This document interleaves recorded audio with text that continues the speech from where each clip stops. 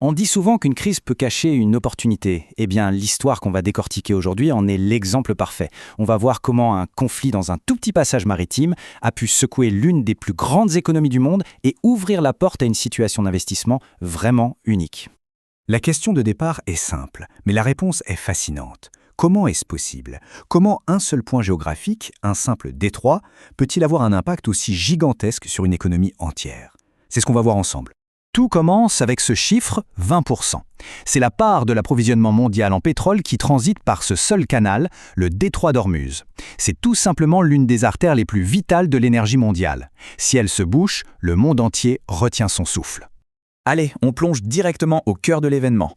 Le moment où ce passage crucial s'est transformé en un véritable point d'étranglement mondial à cause de tensions géopolitiques.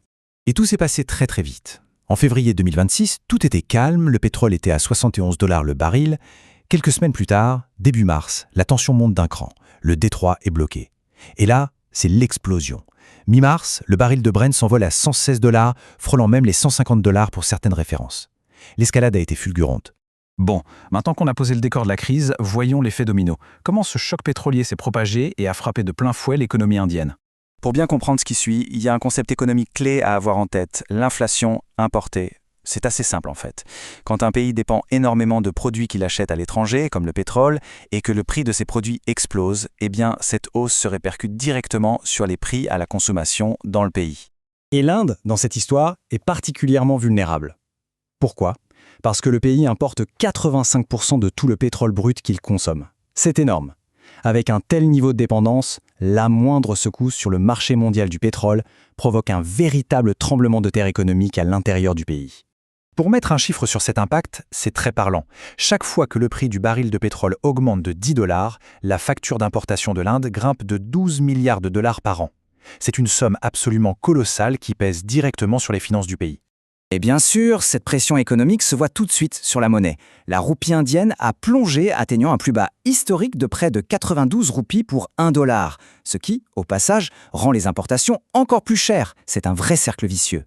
L'effet sur la bourse a été dévastateur. En seulement 3 semaines, au pic de la crise, 20 000 milliards de roupies de capitalisation boursière sont partis en fumée.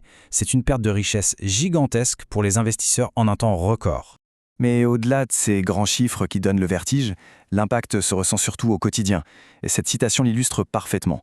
Pour une famille ordinaire, cette crise, ça se traduit très concrètement par une facture de gaz qui augmente, un budget plus serré. C'est là qu'on voit que la macroéconomie touche directement la vie des gens.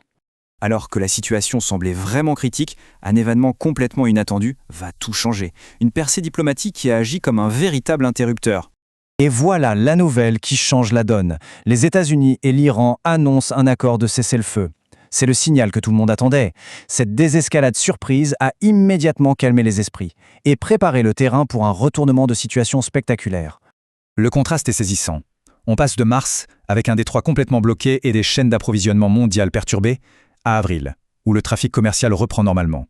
En quelques semaines, on est passé du blocage total à la réouverture complète. Et la réaction des prix du pétrole ne s'est pas fait attendre. Elle a été immédiate et brutale. Le Brent, qui était monté jusqu'à 116 $, s'effondre et repasse sous la barre des 95 $. Une chute de plus de 10%, quasi instantanée, rien qu'à l'annonce de la nouvelle. Et maintenant, la partie la plus intéressante, la réaction des marchés indiens. Après des semaines de panique, c'est un immense soupir de soulagement qui a balayé la bourse, un vrai rallye de la délivrance. La courbe de l'indice Nifty 50 est spectaculaire. Après une chute vertigineuse en mars, qui a mis fin à 6 semaines de baisse consécutive, le marché a rebondi de façon explosive en avril. On parle d'un gain de 6% en une seule semaine, la meilleure performance depuis plus de 5 ans. C'est ce qu'on appelle une reprise en V. Et attention, ce n'était pas juste un phénomène indien. Ce rebond s'inscrivait dans un optimisme mondial. Pendant que le Nifty 50 reprenait des couleurs, de l'autre côté de la planète, l'indice américain S&P 500 touchait de nouveaux sommets historiques. L'appétit pour le risque était de retour et partout. Alors, la question qui se pose maintenant est qui a le plus profité de cette chute soudaine des prix du pétrole? On va regarder ça de plus près, secteur par secteur, sur le marché indien. En fait, la logique est assez simple. Les grands gagnants sont les entreprises pour qui le pétrole est une dépense majeure. L'aviation et les peintures sont en tête de liste. La logistique aussi. A l'inverse, sans surprise, les producteurs de pétrole, eux, ont moins apprécié la nouvelle puisque leurs revenus ont baissé. Le cas de l'aviation est vraiment emblématique. Pour une compagnie aérienne, le kérosène représente entre 35 et 40% de toutes ses dépenses. C'est énorme.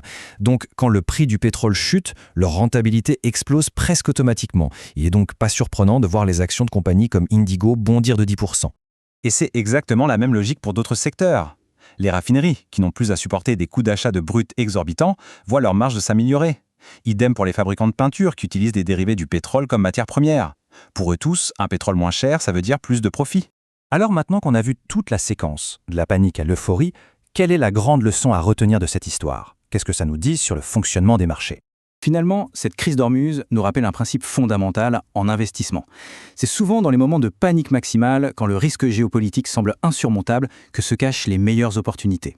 La clé, c'est de garder son sang-froid, d'analyser la situation au-delà du bruit médiatique et de savoir transformer une crise mondiale en un avantage tactique.